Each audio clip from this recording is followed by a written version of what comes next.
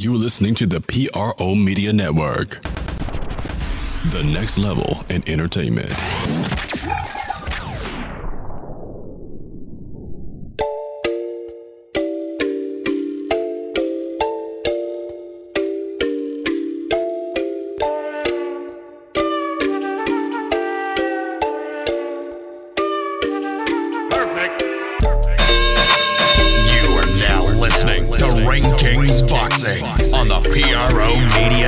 You're now rocking with Ring Kings Boxing World on the Pro Media Network. We in the building. Big ups to the True Fight family members out there for another installment of Ring Kings Boxing World. We in the building. I'm Big Q chiming in on this installment of Ring Kings Boxing.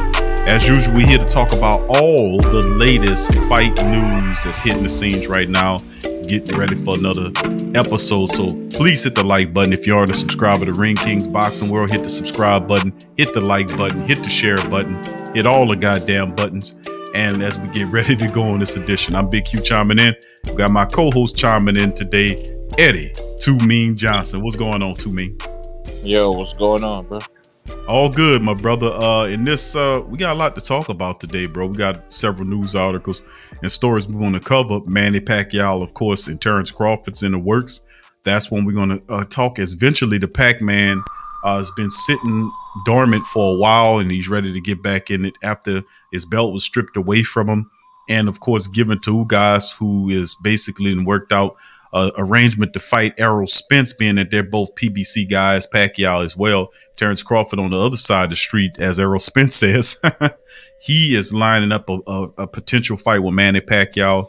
We'll see how that shakes, man. We'll cover that today. We'll also go over other articles.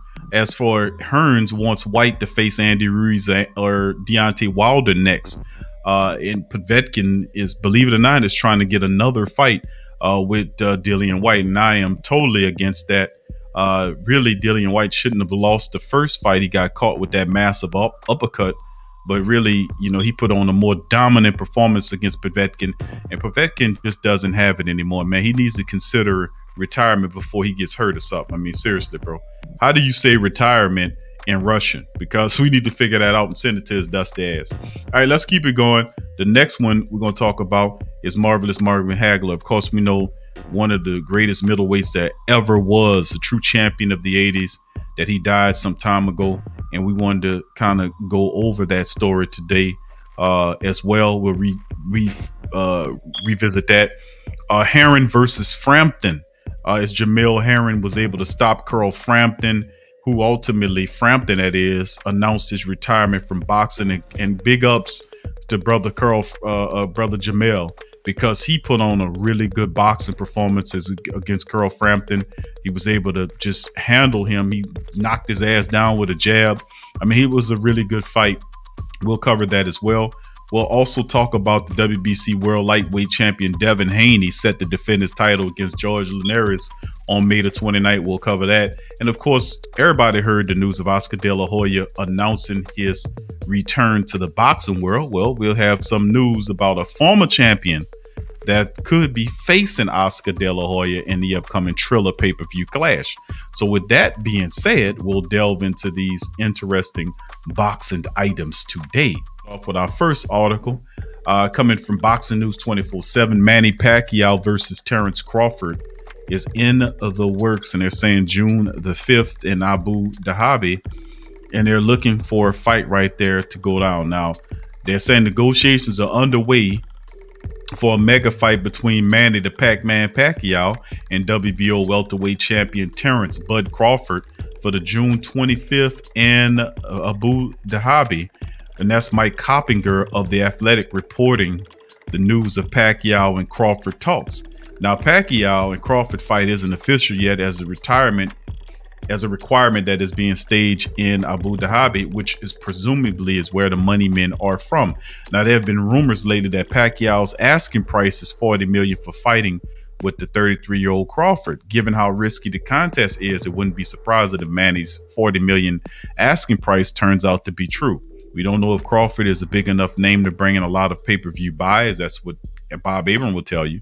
He's certainly a fine technical boxer, and he's accomplished a lot during his career in winning titles in 3 weight classes. I guarantee if he made the jump to PBC, he kind of squandered. And we said that when he went to Top Rank, I thought that was a bad idea for him to go over there, but he made the decision to go sit with a guy that's constantly talking about him not being able to sell fights and all this kind of stuff.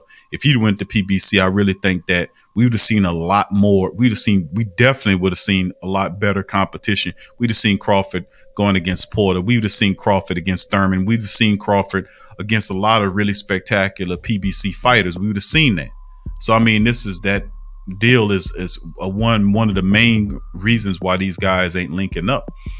But with that being said, Crawford's resume is thin in terms of quality opponents. It's not enough that he's ranked 1 or 2 in the pound for pound rankings. That stuff doesn't mean anything to the casual boxing fans, especially when he is working for Top Rank and ESPN and Top Rank have a deal together. And it's an ESPN ranking system. Of course, they're going to put him in the 1 or 2. You know, if come on. This stuff doesn't mean anything to casual boxing fans who don't follow pound for pound ranking records, keeping ultra hardcore boxing fans do. Now, Crawford's a great fighter, but the resume isn't there. It's terms of welterweight. Now, anything else, he's had a lot of good fights. When you talk about welterweights, I agree. And that's what they're saying, that the quality opposition, but they're not stipulating before he made that jump to welterweight. And I agree with this guy. As welterweight competition, it has been subpar. Kell Brook is probably, the best fighter that he's fought at the welterweight level. And Kell had to come down to fight him there and wasn't fighting there actively. So to get a Pacquiao thrown at you to be interesting. But anyway, this is supposed to be a pay-per-view bout. Pacquiao wants $40 million. You can argue that Pacquiao would bring in more pay-per-view buys if he were to fight Errol Spence, but hasn't shown an interest in facing him. It could be Spence's size as Pacquiao not eager to fight him, or perhaps the punching power.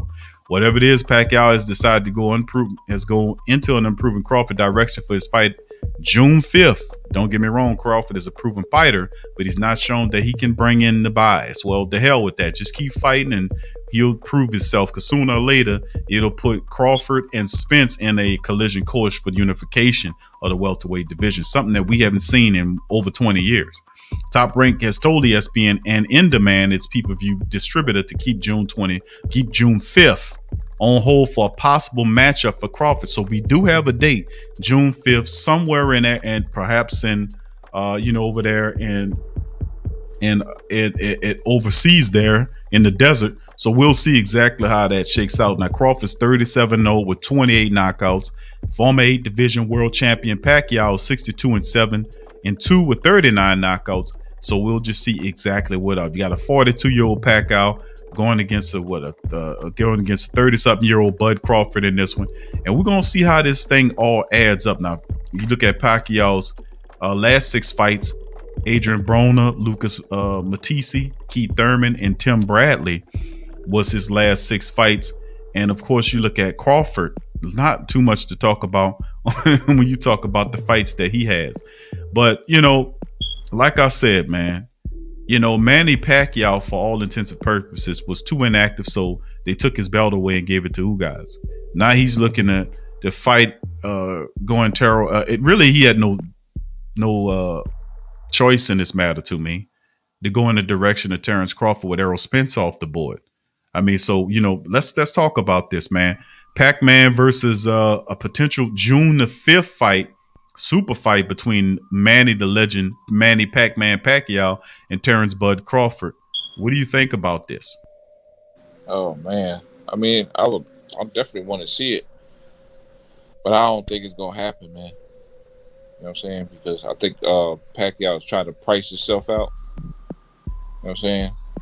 Because I think he knows after that fight, that might be his last fight. You know what I'm saying? I do respect Pacquiao, all the stuff he accomplished. You know what I'm saying? He's a legend. He's already going to be in the Hall of Fame for what he did in boxing. But, you know what I'm saying? You can't go up against a young lion like Errol Spence and a Terrence Crawford and think you're going to come out of that war, you know what I'm saying, unwounded. You know what I'm saying? He's going to get wounded. And this, you know what I'm saying, if he fight either one of those two, I think that's why he's trying to get as much money as he can before he retired. Because I think we mentioned before that he had 1 or 2 more fights and he was done. You know what I'm saying? Right. That's why Mayweather said, "Hey, I'm not getting in the ring with them young lions, man." You know what I'm saying? Because that's a smart move. He like, shit, you can, you know what I'm saying? You can get seriously hurt, man. So I think that's, I don't know if it's gonna happen. You know I'm not confident that fight will happen. So we'll see. Yeah, that's the thing dealing with these fighters, man. So much bullshit going on between them making the deal. You know, haggling over money. You know how tight it is nowadays. As the crowds slowly start returning to some of the venues across the world, but a lot of these guys are trying to bank out, and I can respect that. But it's slowing down the process of fight making and dragging things on, and that's why Pacquiao's still in the ring. Not a lot of people not willing to pay the $40 million, but I think to some degree, I think all the avenues that he was looking in, be they was Conor McGregor, who was destroyed, that avenue was cut off. Then Ryan Garcia moved, that was unlikely to happen, didn't make any sense. And then, of course, you know, he get his belt taken away from him and given to Ugas, and he's been put in recess. And then now Errol Spence, who was a guy he was thinking about taking on, is now off the table because he's going to face Ugas. And then you're looking at the only other avenue that he could bank out and make some money is not Mikey Garcia. It's headed in Terrence Crawford's direction, being that Crawford is a champion who hadn't found anybody to fight yet. So, I mean, still Bud Crawford hasn't found an opponent right now, and it's between 2 guys. If it's not going to be Manny Pac-Man Pacquiao, it's obviously going to be Sean Porter. So with that being said, Terrence Bud Crawford can really add a notch on his resume if he can beat and knock out and defeat Manny Pac-Man Pacquiao. Now, Freddie Roach was the one that told us that Manny Pacquiao had 2 fights in him. He said that last year. So now if it's 1 fighter, so who knows? But he said 2 more fights is all Pacquiao was going to have.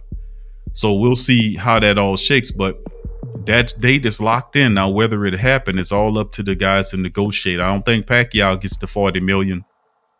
But he has no other direction to go. That's why I'm kind of thinking it does happen to me, because all the other avenues that he was trying to go to bank out have all disintegrated. And now the only clear place he can go to make money in a championship bout is to take on Crawford. Just so happens that Crawford doesn't have an opponent yet.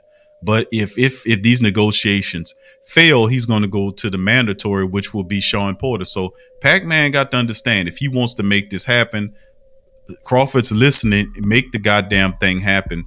If it doesn't, then Porter's going to force his way in there. We do know Porter was shut down due to the C-19 stuff, you know, that occurred. So whoever's underneath him might have an opportunity to step in this place, or they might have to wait until he gets cleared for the fight to happen. So we'll see how it all shakes. But at the end of the day, Pacquiao has an opportunity to bank, but it might not be the $40 million. But he doesn't have any other direction to go right now, and I think he wants to fight, you know, get in there. So we'll see how it all shakes in this one. We'll keep an eye out on this one. Let's move to the next one.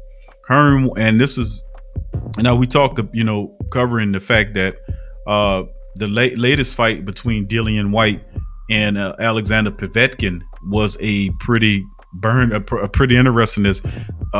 Dillian White looked really crisp in this fight. You know, some of the previous fights I seen, the first fight with Povetkin, he looked actually pretty good, and he was taking him methodically, taking him apart, and he just got caught with that surprise uppercut. But in this fight, he was real cautious. He fought a smart fight. He knocked Povetkin down several times in the fight. And, you know, and Povetkin is over with. Povetkin. He was, a pretty damn tough fighter the majority of his career. He always got right there to the cusp and just get knocked down. I remember in championship fights, he was, you know, knocked off by Vladimir Klitschko. You know, in other fights, he'll get close and not so much so. But I think Alexander Povetkin needs to hang it up. You know, and like I say, how do you say retirement in Russian? Because we need somebody to go ahead on and tell his ass that. But in this one, now that Dillian White was able to shut down Alex Povetkin in that fight, which we all knew that would happen, Hearn says he wants White to face Andy Ruiz and Wilder next, not Povetkin, who Povetkin is saying, I want a rematch. I don't know. Nobody wants to see that. But let's go into this article. It's from Boxing News 24.com. Eddie Hearn wants Dillian White's next fight to be up against Andy Ruiz or Deontay Wilder in the UFC this summer, but it's not interested in a trilogy with Povetkin. Now, if you look at it, Hearns believes that the fight between the former IBF, WBA, and WBO heavyweight champion Andy Ruiz, who's 33-2 with 22 knockouts, and Dillian White, who's 28-2 with 19 knockouts, or Wilder fight would be massive. If he can get Wilder or Ruiz to agree to fight White, Hearns said he would try to put a fight together with the WBA regular heavyweight champion Trevor Bryan. With that said, Hearn isn't ready to say that former WBC champion Wilder, who's 42-1 with 41 knockouts, will get the bigger split against White. Rather than admitting that Wilder would deserve the bigger split, Hearn danced around the subject, saying there's too much emphasis on the other guys it's getting, using the argument that neither Wilder nor White are world champions when he discussed the idea of whether Deontay should have a bigger split. In the end, it sounded like Hearn would have zero luck in negotiating the fight between Wilder. Yeah, and see, bigger split means he gets a bigger payday as well. He gets a little bit more there. But for what all it's worth, either one of those would happen. I don't know where what Deontay Wilder's mind is right now in terms of fighting again, but it's quite obvious that he will not get a rematch with Tyson Fury at this juncture of time. We'll see how it all shakes. I don't know all the particulars. It's so convoluted, the foolishness that's going on there. But with that being said, if he wants to get back in the ring and fight, Andy Ruiz or Dillian White would be a good matchup. And Deontay Wilder did say that he wanted to fight Dillian White. So now that White got Povetkin out of the way, Eddie, what do you think about a potential fight between Dillian White and Deontay Wilder, or even Andy Ruiz in a mixture? Yeah, I would like to see it, especially Dillian White and Deontay Wilder. You know what I'm saying? I think that would be a real good fight. But we'll see what happens, man. You know what I'm saying? Because, like I said, I ain't too confident with boxing right now. There'll be a lot of shit talking and no contracts being signed. You know what I'm saying? So, but like I said, that would definitely be a good fight. I would like to see Wilder versus Ruiz or Dillian White. That would be a great fight, man. Yeah, those guys to me, the everybody not, that's underneath Tyson Fury and Anthony Joshua in the top 6 or so. Looking at Deontay Wilder, you're looking at guys like King Kong is still there. You're looking at Andy Ruiz there. You're looking at some very good fights, and we wanted to see another fight that I really wanted to see if it's Dillian White versus Deontay Wilder is Andy Ruiz against King Kong. Up against my dog King Kong there. So I would love to see that fight. A tactician like him and Andy Ruiz, who is in the ultimate shape.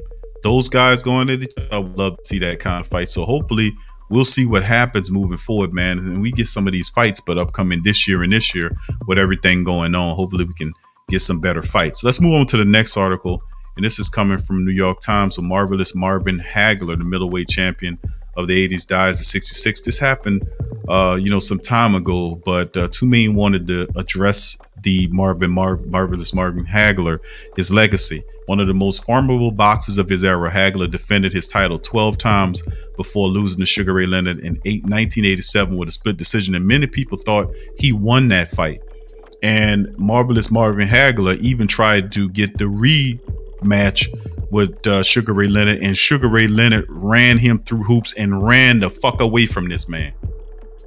So I mean, a lot of people, like I said, I didn't like how that was handled, and it disgusted him so much that he retired and moved to Italy and became a movie star. So I mean, he never went back, and that's something else. He was just so disgruntled with boxing after that, just left the States, and became a movie star and had even more success as an actor and in the movies in Italy. So he's a great champion, was always in supreme condition. He never got in trouble. To me, you talk about marvelous Marvin Hagglar when he was fought.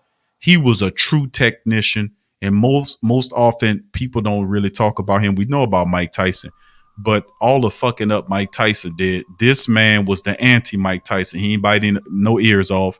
He wasn't out there getting drunk, getting fucked up, high, and all that. He was always in great shape coming into the fight. He would go, he had the will of a champion. He trained like a champion. He was hardcore. He was, he wasn't the biggest guy, but he hit harder than the biggest guys, And when the era when Tommy Hearns was knocking out everybody and he stood toe to toe with the four kings. He did everything he was supposed to do, and is, in my opinion, one of the top middleweights that ever done this thing. I'm gonna give the floor to you, my friend. Let's talk about Marvin Hagglar's legacy. What does it mean to you? Oh, it means a lot, man. He's definitely the top dog. You know what I'm saying? Legend, man.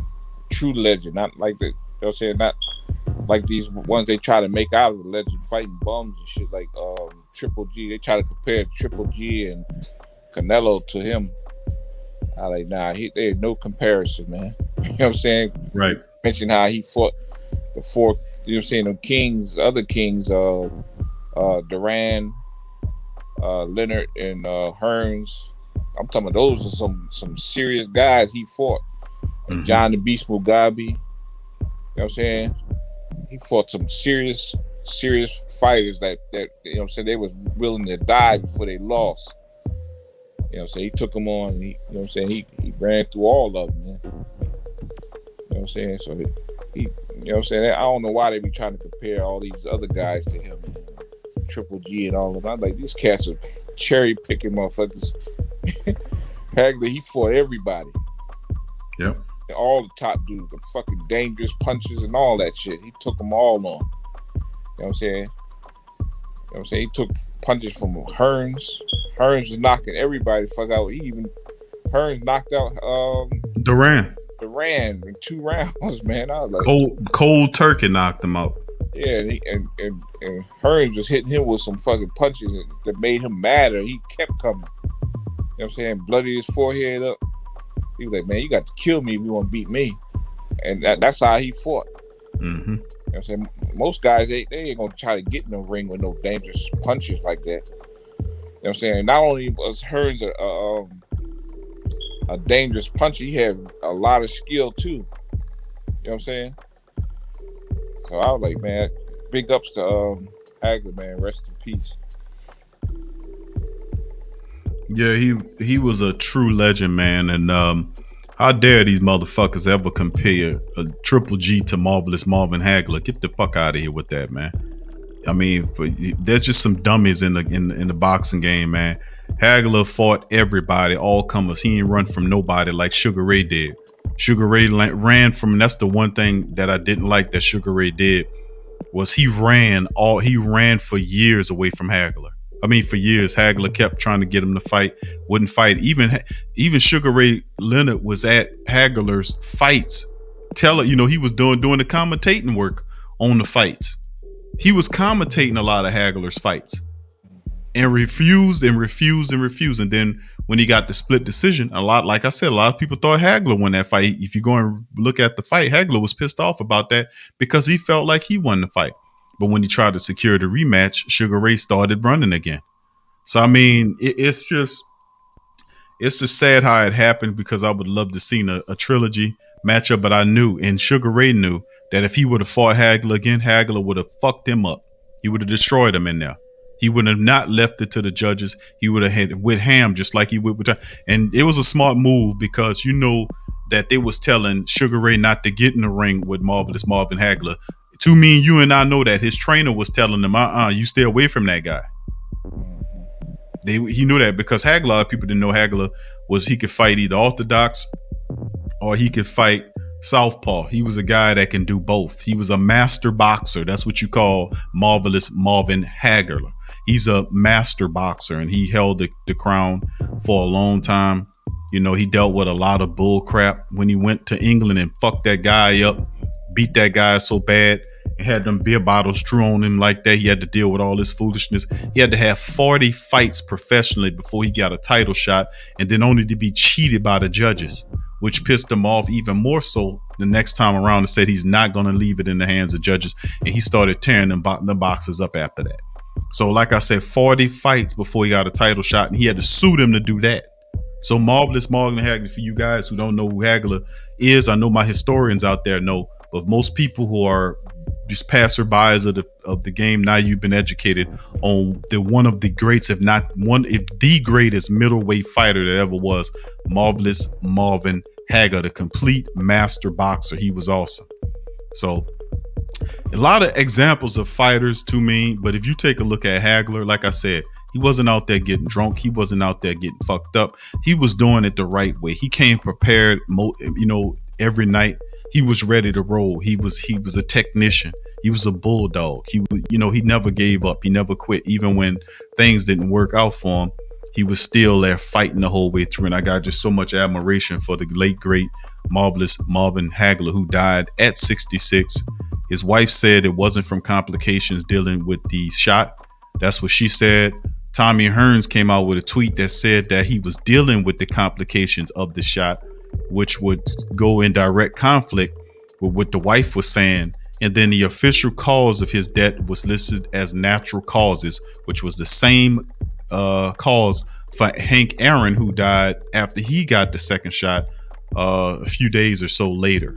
So natural causes there as well seem to be the billing. So you make up your own mind on that. This man was in great shape at 66, by the way, just to let your ass know that. But anyway, let's move into the next realm of it. We got Herring versus Frampton results and highlights. Jamel Herring stops Carl Frampton, who announced his retirement. So this man beat him so bad he made him retire. Frampton is calling the day while Jamel Herring marches on with the WBO title at 130. So we're going to give credit to Jamel. Big win for him. Carl Frampton said if he lost to Herring, he would retire from boxing, and that's what he's doing. Herring fared well, dominate the fight in Dubai, retaining his WBO junior lightweight title via a 6-round stoppage following 2 knockdowns, which were the uppercut, and then that jab just dropped him. And he just was too much for Frampton.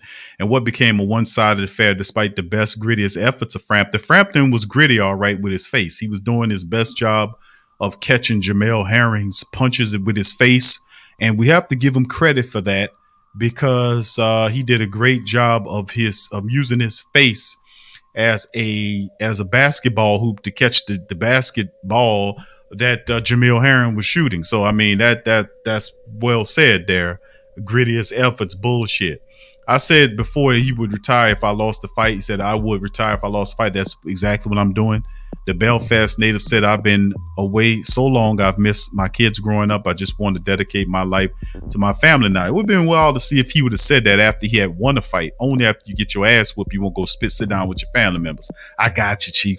Boxing been good to me. It's also been bad to me. But the last few years with these boys have been the best few years of my career. I just want to go home to my beautiful wife and kids. That's it. Just dedicate my life to them. Yeah, I often say that, to me. When a guy gets his ass whooped, gives him clarity. But when he's winning, he doesn't say, you know what, I'm going to step away. I want to go spend some time with my children. It's only after you get your ass whooped, you won't go sit down with the children. That's fine, though. Frampton, who was 28-3, was a pretty decent fighter in his own right. 16 KOs, was trying to become the first Irish fighter to win a world title in 3 divisions, but the length and height of Herring was 23-2, with 11 knockouts gave him fits, and Herring simply executed a real good game plan too, which Frampton fully admitted he discussed the fight. It's just Frampton, you watch the fight, Frampton couldn't do anything with Jamel Herring. Jamel had him beat all over the place, and congratulations to brother Herring, who was able to win the title, retain his title there. But this was a good fight. He just was too much for Frampton. Too mean. What do you think about this Jamel Herring's win over Carl Frampton? Oh yeah, he was definitely too much for him, man. He was just hitting with everything but in the kitchen sink too. Right. Yeah, I think it definitely time for that other guy, Hampton, to retire. I'm saying taking the ass whooping like that, man. I'm saying he ain't gonna be the same after that. So I think he's making a good decision to retire. But yeah, Herring looked real good, man. I'm saying he looked real good. He was sharp. I'm saying looking nice, man. Yeah, he was pretty good. Carl Frampton, the Jackal, is gonna sit down, man, and Jamel Herring's moving on, and that's the good thing. And it's good to see him get that win. A lot of people thought that he wasn't going to win that fight, to be honest with you, but it's good to see that he was able to get the best of the guy and in a good dominating fashion, man. He was able to knock the guy out and made it real clean. The straight jab dropped him, and then of course, he was just battering and abusing the guy through much of the fight. So I mean, what's next for Carl Frampton after the win there? And as you can look, and we'll look into it, he says, as for what's next, Herring thought about moving back to 135, his division, before linking up with trainer Brian McIntyre and finding his true stride at 130. But he also would like to unify the WBC title holder, Oscar Valdez, perhaps. He says, I want to get another title, of course. I know Oscar Valdez has expressed interest in unifying. Most people already know I have plans moving up. But if that fight's available, I want that fight. Let's make it happen. Not to mention, was the elephant in the room with Shakur Stevenson, which he better stay away from. Now, Herring's good, but I don't know if Shakur Stevenson would be a good career move for him. And he's kind of older, in his 30s, so we'll see. Who's expected to return on June the 12th. The WBO has been said to be set to order the winner of the fight between these two guys, which is Herring and Frampton would fight the winner of when the Stevenson bout that's coming up. So we'll see how that all shakes out. That would be a good fight. There seems to be a legitimate chance that Stevenson could wind up fighting for the vacant WBO belt in the next outing, though it's too early to say that with any confidence either. That may only happen if Herring moves up. If he can get Valdez for unification, the WBO could well approve that instead of mandating Stevenson next. So, I hope he be looking at that and not looking at Stevenson, because, that's going to be a tough one. That's for another day till we got to see today's Boxing Genuine's Classics ambassador square off for a spirited fight for the 34-year-old Carl Frampton is apparent in what has been a memorable career, and he had a pretty damn career sitting down, but tonight wasn't his night, and Jamel Herring moves on. So with that being said, we're going to move on to the next article, which is another great fight. We're looking at the WBC World Lightweight Champion Devin Haney to defend his title against George Linares on May the 29th.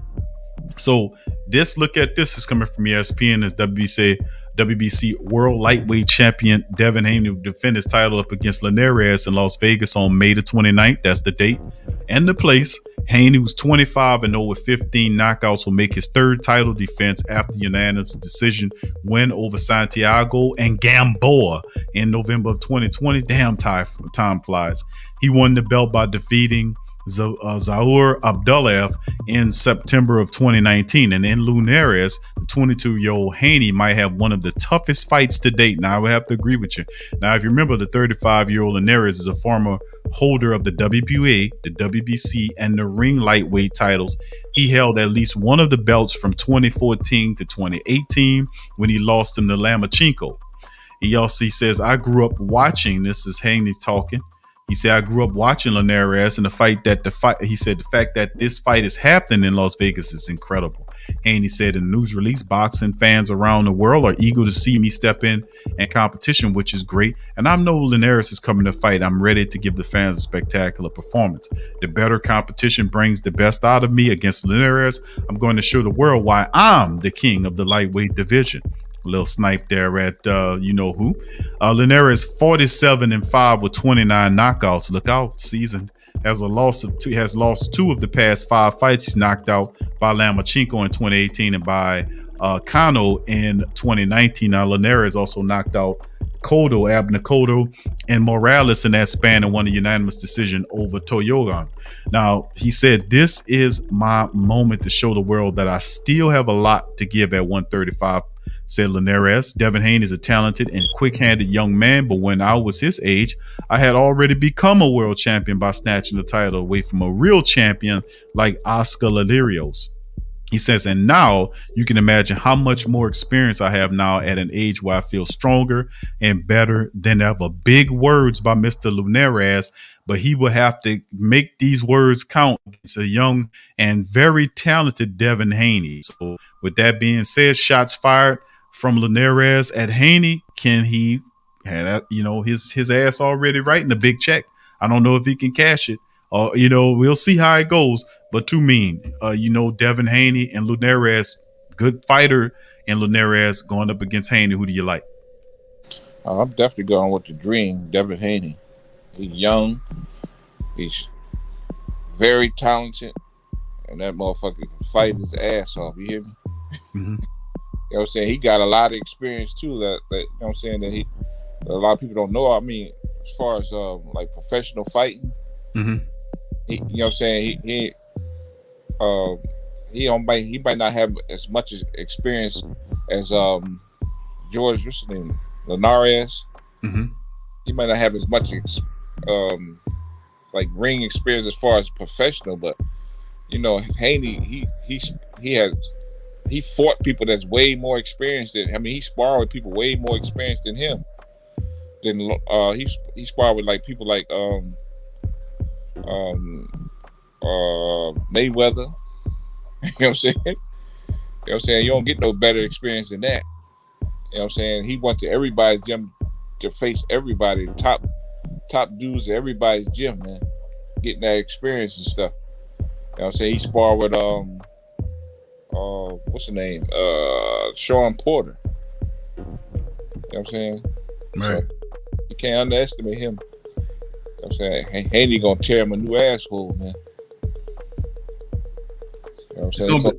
Yeah. Yeah, I mean, so what you, if you calling to me, May the 29th, this fight goes down. You see it as a knockout? How many rounds if it's a knockout? If you're thinking it's going to be a decision win? Because we were looking at the Gamboa fight. Yeah. And Gamboa ran from him for pretty much the entire fight and would not allow himself to be knocked out. So how do you think this one ends? Yeah, hopefully Devin Haney learned from the last fight how to break loose and work the body. You know what I'm saying? Still be able to bang him even though the dude was just trying to survive. You know what I'm saying? We was talking about last time. It's like he did adopt some of that stuff from Andre Ward, how to break his hands loose and bang his body up, still wearing him down. You know what I'm saying? For those dudes that's trying to survive, just hold on and stuff. So, you know what I'm saying? Hopefully, you know what I'm saying, if he can get past the dude going in survival mode and get the knockout. I think he can. You know what I'm saying? I think he'll get him in the probably later rounds. But now he gonna win by unanimous decision. You know what I'm saying? It depends on, you know what I'm saying, this guy, if he really gonna fight. You know what I'm saying? I don't know. Yeah, most guys will talk shit until they start getting hit on and shit. Then they like, oh, I didn't know it was gonna be like this. And start holding this shit, trying to survive, man. Yeah, I think Haney's speed and his aggression, that's something that he already had, and definitely he's a smart fighter. But when you having a seasoned fighter like Linares coming in here, you know, and that's what Linares is counting on. He knows he's not quite the athlete or even close what Devin Haney is. He can't match his power. He can't match his athleticism. So he is an experienced fighter, and Devin Haney just has to prepare for it. But I agree. I think this is a unanimous decision win by Devin Haney. I think he'll take the knockout if he can get it. If he can get it, he'll take it. But this will be one of the better fighters that he's fought to add to his resume as he moves forward, and hopefully you'll eventually get the matchup that we really want to see between Haney and Teofimo Lopez. But since Lopez became the champion, I've been so disappointed in how he's been handling the Devin Haney talk and everybody else for that matter. If he wants to unify the lightweight division, Devin Haney still has a belt. You will have to face him and become undisputed champion there of that division. So not just pretend like his belt don't matter. I mean, he's still a champion. So it's just been so, disappointing how he's been handling it, and the talking that he's doing is just so distasteful. So eventually they can talk, but eventually you're gonna have to get in the ring. I think this will be a win. It's a good fight for Devin Haney in putting him en route to a matchup with Teofimo Lopez. Not this year, probably next year. Sometimes all that talk gonna run out. It's only so long before you. And I think he's trying to fight the Australian guy.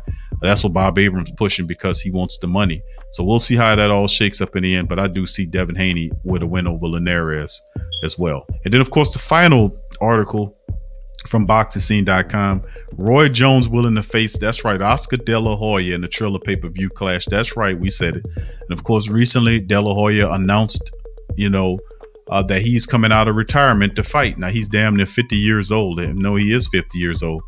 and he'll be fighting, in the exhibition. But who will he be fighting? Well, Roy Jones says, listen, I just took on Mike Tyson. I want to take on De La Hoya. That would be a splendid matchup. Now, the 12-time world champion Roy Jones Jr., who's 66-9 with 47 knockouts, has let it be known that he's willing to battle Oscar De La Hoya, who's 39-6 with 30 knockouts, in his return to the ring this summer on Triller.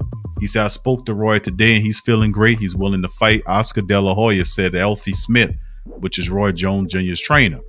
I know that they've never got to fight based off weight class before, but now we could be the perfect time to give the fans a great fight that we thought we get to see. So De La Hoya has one of the greatest left hooks in boxing history. Roy has a devastating hook as well. We'll see who will be the real Captain Hook, as it said. Now, De La Hoya has been out of the ring since getting stopped by Pacquiao in 2008. Jones returned November the 28th and took part in the exhibition against former undisputed heavyweight champion Mike Tyson. As a main event, a very successful pay-per-view card, the two men fought to a draw, and Jones is now looking to get in the mix with another legend such as himself. During his respective prime, there was some some animosity between Jones and De La Hoya. During that time period, both boxers were being showcased on HBO, but Jones felt the network was showing too much favoritism toward De La Hoya. How about that? The fans all over the world love Roy Jones and De La Hoya. Continued Smith. This is a great fight and an exciting matchup where you can only dream it happened in a video game. Now we have a chance to make it reality. Roy's still active and trains every day. He's in tremendous shape and his speed is still crisp. And of course, he was simply trying to survive against Mike Tyson. We know that. You'll see a different Roy Jones fight against Oscar De La Hoya. I think this fight will get made. And they're absolutely right. These are two legends. Even though they're in their 50s, this will still be a good matchup between both these men. To me, Oscar De La Hoya, Roy Jones in an exhibition fight. What goes on? Who do you like there? Yeah, I think it'll be a pretty entertaining fight. You know what I'm saying? But I think Roy's going to probably hit him with something to knock him out. So, you know what I'm saying? At the end, you know what I'm saying? When he was fighting Tyson, like he wouldn't plant his feet because he knew if he stood there a little too long, that Tyson hit him with something to knock him out. But I don't think he'll fear getting knocked out by De La Hoya, even though De La Hoya do got that good left hook. But he, you know what I'm saying, he's used to the lower classes, like, you know what I'm saying, welterweight and all that. He ain't gonna bring that power like that. That's gonna, you know what I'm saying, have Roy Jones fearful. You know what I'm saying, or you know what I'm saying, cautious of his power and nothing like that. So, you know what I'm saying, it'll be a pretty good rumble for a few rounds until Roy land that left hook on him. You know what I'm saying, win the battle of the hooks and knock his ass out. Hopefully De La Hoya won't put on them heels no more. Yeah, that was not a good look for De La Hoya. The heels and the stockings, man, selling out for the money and whatever. But yeah, it'll be an entertainment fight. Roy Jones and Oscar De La Hoya going at it on the Triller matchup. And man, listen, this Triller thing is taking off, man. It's taking off, and it's a great idea. Mike Tyson and some of his people came up with. Evander Holyfield and Mike Tyson still negotiating the fight. Latest news on that was Evander Holyfield is blaming Tyson's team for not signing a contract. Evander came out and said that. So, we would love to see Oscar De La Hoya and Roy Jones Triller matchup. We would love to see a matchup with Evander Holyfield and Mike Tyson Part 3. We would love to see that too. But as it stands, Evander said that Mike is not signing the contract. So we'll keep an eye on that. So that'll do it for another edition of Ring Kings Boxing. I'd like to thank all of you guys for hanging in there with us as we went over the latest news notes and boxing updates that's happening in the world of the fight game. Big ups to you for subscribing. Hit the subscribe button if you hadn't already did it. Hit the like button. Hit the share button. Feel free to share the show wherever boxing fans and fight fans are active. Help us out. Help us grow the platform as well. So, thank you guys for chiming in today. I'm Big Q, and my co-host is Too Mean. We'll holler at you on the next episode of Ring Kings Boxing. Peace. Peace.